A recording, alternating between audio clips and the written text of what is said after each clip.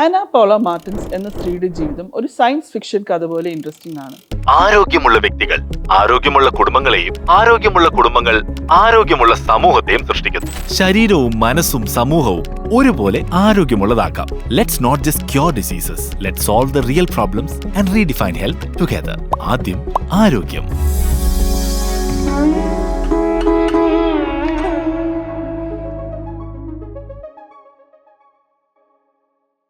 സാധാരണയായി സ്ത്രീയുടെ എല്ലാ കോശങ്ങളിലും XX ക്രോമസോമുകളാണ് ഉണ്ടായിരിക്കുക. എന്നാൽ ആന പൗളയുടെ രക്തത്തിൽ XY ക്രോമസോമുകൾ ആണ് ഉള്ളത്. ഇത് എങ്ങനെ സംഭവിച്ചു? അവർക്ക് ഒരു ഇരട്ട സഹോദരനുണ്ടായിരുന്നു. ഗർഭാവസ്ഥയിൽ ഇവർ അമ്മയുടെ ഗർഭപാത്രത്തിൽ കിടക്കുമ്പോൾ രക്തക്കുഴലുകൾ വഴി ഈ ഇരട്ട കുട്ടികളുടെ കോശങ്ങൾ പരസ്പരം കൈമാറ്റം ചെയ്യപ്പെട്ടു.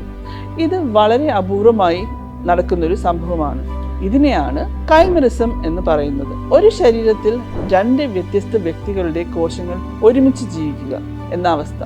ഇതിലെ അത്ഭുതകരമായ കാര്യം എന്താണെന്ന് വെച്ചാൽ, നമ്മുടെ ശരീരം ഒരു വിദേശ കോശത്തെ കണ്ടാൽ അതിനെ ഒരു വൈറസിനെയോ ബാക്ടീരിയയോ പോലെ തള്ളിക്കളയാൻ ശ്രമിക്കും. അതിനെയാണ് നമ്മുടെ നോർമൽ ആയിട്ടുള്ള ഇമ്മ്യൂൺ റെസ്പോൺസ് എന്ന് പറയുന്നത്. എന്നാൽ ആന പൗളയുടെ ശരീരത്തിൽ ഇത് സംഭവിച്ചില്ല.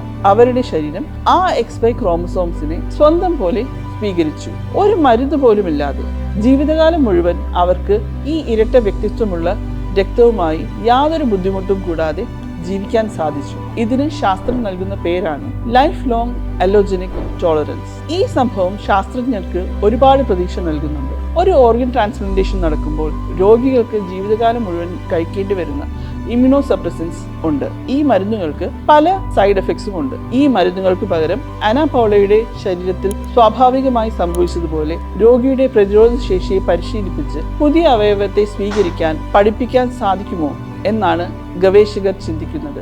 ആന പൗളയുടെ ഒരു അത്ഭുത സിദ്ധാന്തം ഭാവിയിൽ ഒരുപാട് പേരുടെ ജീവിതം മാറ്റിമറിക്കാൻ പോകുന്ന ഒരു വലിയ കണ്ടുപിടുത്തത്തിലേക്ക് വഴികാട്ടിയായേക്കാം.